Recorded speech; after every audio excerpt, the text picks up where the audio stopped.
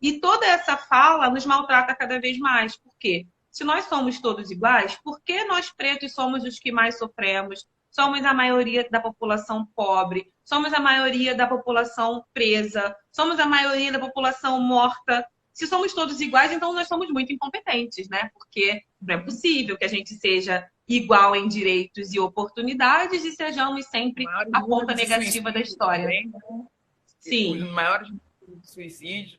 Por que tudo isso, né? E aí entra também essa questão emocional, né? Da pessoa não se ver como eu não sou ninguém, né? Eu não sou um humano, né? A minha humanidade exatamente. me foi tirada. Então não faz mais sentido continuar, né? Então por Exatamente. isso a tendência ao suicídio, né? Então por isso a Sim. importância desse recorte, né, específico Exato, da porque psicologia. assim, a psicologia preta, ela tem, vou fazer assim um resumo para a gente depois entrar no profundo.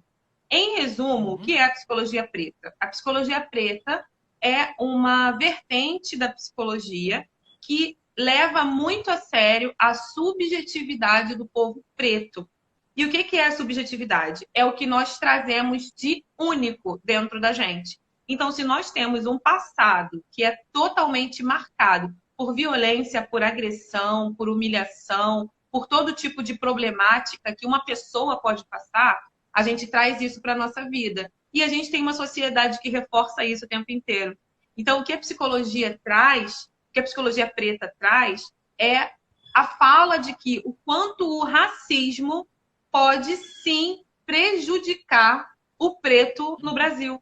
Porque o preto que passou pelo processo escravo, ele ainda até hoje tem resquícios dessas questões da escravidão.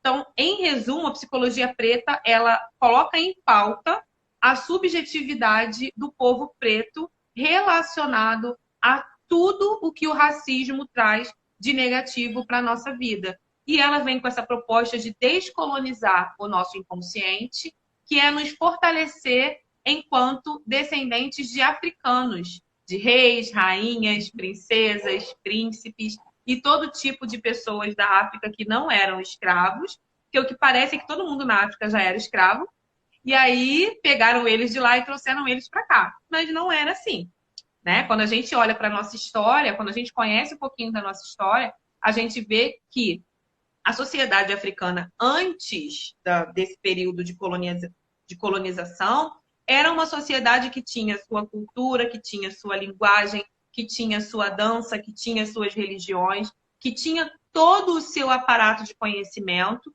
e que tudo isso foi tirado. Então é como se tivessem tirado a gente de dentro de casa, colocado num lugar que a gente não conhecia e que a gente teve que esquecer tudo que a gente sabia.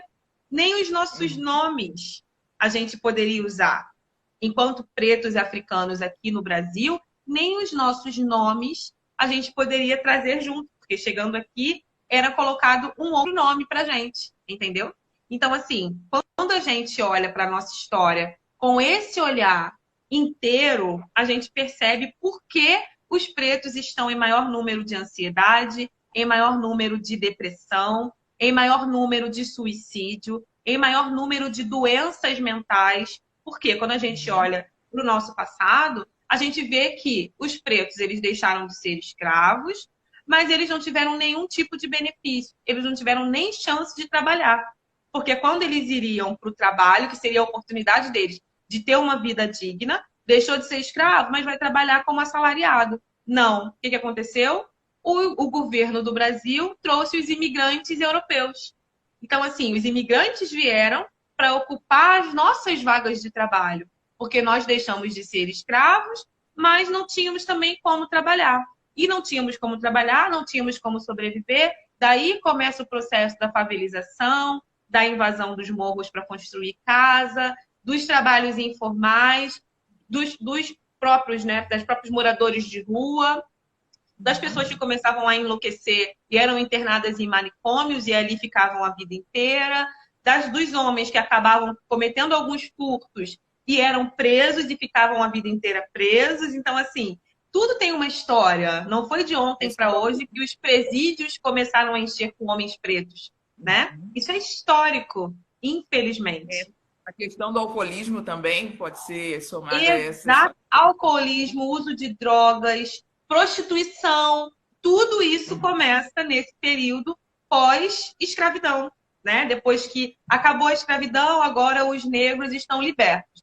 Estão libertos, mas não têm onde morar, não têm como viver. Se vivem nos quilombos, são perseguidos. Então, o que que mudou quando a gente olha para aquilo que a gente tinha há 200 anos atrás e para o que a gente tem hoje? O que que mudou?